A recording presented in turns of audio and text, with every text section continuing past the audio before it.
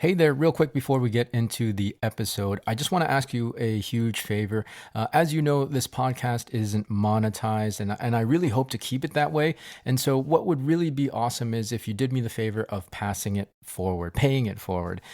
Hit that share button if you want to share this particular episode, or share the entire podcast. Post it on your stories or in your social media, or share it directly with any individual that you might think would appreciate and enjoy this content. I really want to continue giving you value for free, sharing this information with you, because my mission is to help you on your journeys, right? And as I said, if you are finding this stuff helpful, chances are there's somebody else out there that will. So again, do me a quick favor, hit that share button, and let's get this message out.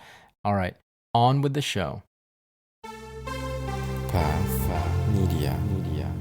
The desperation, the feeling of hopelessness, the feeling of loathing and frustration and self-judgment and demoralization comes from the gap between that vision of your future self and the future life that you want to create versus what you're actually doing to get there.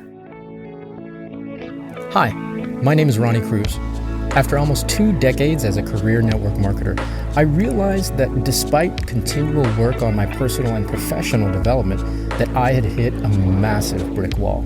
So I took a deep and honest look at myself, top to bottom, hoping to find answers, and my search led me to one conclusion. The definitions I held of my business, of my world, of my life were the very things holding me back. If I wanted to change, if I wanted to grow beyond my current circumstances, I had to wipe the slate clean and redefine. This show is dedicated to helping you identify the belief systems, the mindsets, the very definitions that have held you back, and then help you break through those limitations to finally create the life you've been working so hard to achieve. Welcome to the ReDEFINE Podcast. All right, welcome back to the show. Thanks for tuning in. Today, we are actually going to continue the conversation from last week. It's going to be kind of a continuation on that, talk about the holiday and the new year. And I wanted to talk about the gap between where your life is now and where you want it to be, right? This is that time of year where we set resolutions, we set new goals, we create the outline, we create the map for our new year, the rest of the year. I think people really rely on thinking about their year structured around the calendar. I don't know if it's just easier for people to do that, but I know it's just it's a regular practice for most people, right? And that does come by way of a resolution. Now, resolutions, as I mentioned in the last episode, generally don't work because it's something that you commit to at the beginning of the year and that's it. And a lot of times people stop doing what they need to do in order to achieve that resolution because of how demoralized they feel about the gap between where they are now and where they want to be. Right? I know I've seen so many people that this has happened to, whether it's the New Year's or not, right? Setting a new goal and setting grand visions for themselves, and then seeing that distance and that gap, instead of being inspired by that distance, there's that self-judgment, there's that demoralization, there's that even frustration and self-loathing, right? That happens as a result of just looking at the gap and feeling like you aren't measured up to that vision of who you want to be in the future. It's a crazy pattern, and I know it's one that people repeat over and over again this time of year. And so, as I mentioned in the last episode, one of the ways to avoid that is to make growth part of your daily habits, right? It's part of your lifestyle, so that it's not just something that you're stopping and starting. You're never going to get any traction that way. So really integrating personal development and personal growth into your daily habits and daily practices, and making that part of your rituals, part of your routine. It then becomes autopilot, right? And this goes for health as well, right? Where your health practice, your fitness practice, your nutritional habits, just making those little tweaks and staying consistent with those, not just setting a goal once a year, right? All right, and so really reframing the resolution to be more of a lifestyle shift that can be gradual, that can integrate one thing every week, or one new thing if it's a little bigger, and one bigger thing every month, right? Integrating things as you go, as opposed to just creating one big grand vision for yourself and then feeling like it's impossible to get there, right? The resolution, it's just the mindset around it is completely unproductive. Whereas making these little changes, integrating something new, something healthy, and a growth plan every week, these little baby steps, it adds up. It adds up in the long term, and you never have to do a resolution because you're going to be on a continual growth journey. I wanted to reference a quote by I think it's Thoreau. I'm pretty sure it's Thoreau, but it's it's the whole thing of people living lives of quiet desperation, and for me, I love just the poeticism of that phrase, quiet lives of quiet desperation, because I think it really very aptly describes what a lot of people experience, right? Again, for me, part of that life of quiet desperation is the gap between where they wish their life to be versus where their life is now. And it's not so much, I think the desperation isn't a result of that gap necessarily of where their life is currently versus where they would wish their life to be. I think it really happens more, the desperation, the feeling of hopelessness, the feeling of loathing and frustration and self-judgment and demoralization comes from the gap between that vision of your future self and the future life that you want to create versus what you're actually doing to get there, right? What you're actually doing to get there, and feeling like you can't do anything to get there, right? It's not so much your current situation and the gap, you know what I mean, between here and then, now and then.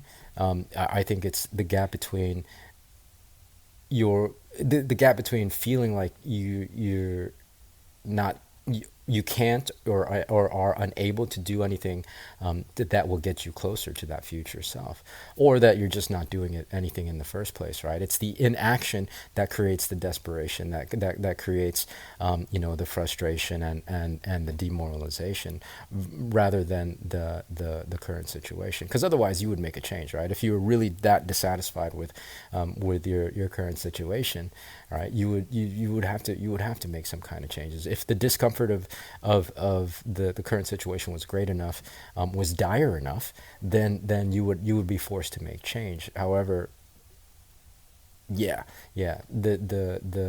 fact that I see people not making change, it's not the discomfort of the current situation necessarily that creates the desperation. It's the not doing anything about it, right? It's not doing anything about it, not being congruent in your action, right? With the incongruence between the vision that you've told yourself you wanted versus the action that you're actually taking. So non-action is really, I think, the crux of all of this, right? Non-action is the root of these lives of quiet desperation that we're leading, and that's all what resolutions are, is non-action.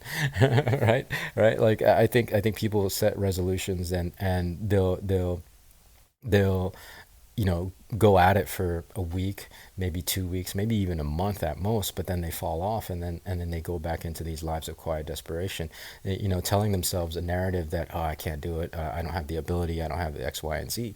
So it's this non-action that leads to these lives of quiet desperation. And the reality of it is, I mean, if you just get into action, you can achieve any goal that you set for yourself. You can achieve any new outcome, and you can create any life that you want. I mean, I'm living proof of that, right? Having been, a movie theater usher prior to having any success in network marketing, I was sweeping floors, popping popcorn for minimum wage.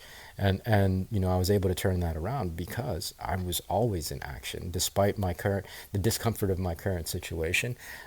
I think because also as a result of, and driven by the discomfort of my current situation of being broke, I was always in action, and I'm still always in action now, right? Like, I'm always, searching for growth and expanding, excuse me, my abilities, to see what else I can create, because I've just developed that habit and developed that mindset and that lifestyle. It's integrated into who I am and integrated into my identity.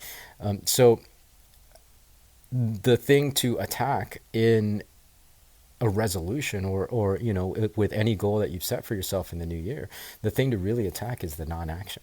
Right? The non-action is what creates this life of quiet desperation. And so the non-action happens because of two things. One, it's lack of skill, right? And that's really an easy one, because you can learn anything.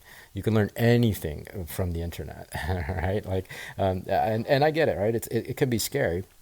But it's there and it's available. And the thing about learning is, what I want to encourage you to do is not just learn the thing. Don't just study it. Of course, implement it. One of the examples for me is podcasting. For example, take a look at this podcast. I've been in the podcasting space over 2 years now. I started in September of 2021 with my first show, The Path of the Jedi. And, like, it took me months. It took me months to get the courage up enough to launch that thing, right? To make sure everything was right, like, because it was so new, and I was so inexperienced at it that it was completely scary. But I taught myself how to do it. Like, again, the resources are here on the internet to pretty much teach yourself anything. And so once I taught myself, I put it into action. I realized it wasn't as scary as I thought it was, and I can pretty much knock out an episode, or record an episode, or up to 2 or 3 episodes in a 1 hour sitting, 1 hour recording session, and be done with it, right? Whereas those first handful of episodes for the show, those used to take me like 8 hours a piece to record, to edit, to make pretty and to make nice. It doesn't take me that long anymore, because I have the experience under my belt. The point is, you can learn anything, and part of the learning experience, right? Acquiring a new skill is learning it from a knowledge base, but also learning it from an experience base as well, right? Like, experiencing and in the doing, you actually learn it better than just learning principle, right? Than just learning theory, because otherwise it's just theory, right? So the non-action that you're experiencing right now, if it's coming from a lack of skill, go out and attack it, and go figure out and learn those skills and implement it. Practice the thing as soon as you learn something, or even sooner, right? Like, most of the things that you learn online is a step-by-step, right? Like, whether it's online marketing, whether it's creating a social media funnel, or whatever, creating a landing page, you can literally find instructions that are 1, 2, 3 step by step, and you just follow it step by step. So implement it. Don't just read the thing. Implement the thing as you go, as you're learning it, and by the time you've launched your first landing page, or your first email list, right, or your first whatever, then you'll already have taken that first big leap into acquiring that skill, and then it just gets easier and easier, and you start to integrate that into your skill sets. And once you start integrating that in your skill sets, you start to gain competence and confidence, right? Your competence, as it increases with your skill set, will also increase your confidence. And that's really the second thing that creates non-action, is lack of confidence.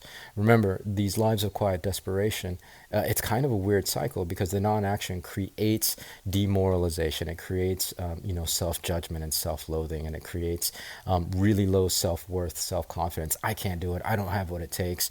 I'm not creative enough. Whatever things whatever self-punishing justifications we create about not having, about having fallen short of the result that we're wanting to create for ourselves. We hold on to those, and then it creates more non-action, and it just it becomes this negative feedback loop. So if you attack it from a skill set standpoint, learn the skill, implement the skill immediately, you increase your competence as you increase your skill level, control, and that increases your confidence, and that'll reverse the feedback loop, and it'll become positive feedback loop. And then you'll start to realize, well, there's very few, if anything, that I can't learn and that I can't do. And if I don't know how to do it now, then I can easily figure it out, right? Or find somebody that can help me do that, right? You'll experience setbacks for sure, absolutely. It's part of everything. You'll experience frustration. You'll experience disappointment. You might not hit your target when you want to hit it, right? By the dates or by the time you want to hit it. But honestly, you're going to experience all those things anyways, right? You're going to experience setbacks. You're going to experience frustration. You're going to experience disappointment, demoralization, all that stuff.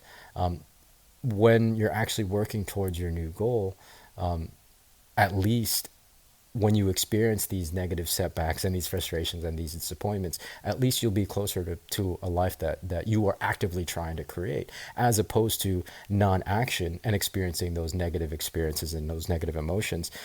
You will just then still be in a life that at best is being created randomly, and at worst is completely out of your control.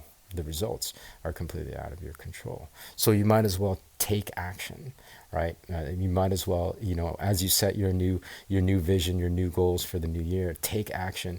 And yes, it'll be tough. Yes, you'll be in a lot of discomfort, but at least you'll be that much closer to creating a new and better outcome, an outcome that you've set for yourself, as opposed to one that's random or created by somebody else, right? And completely out of your control. So that's it.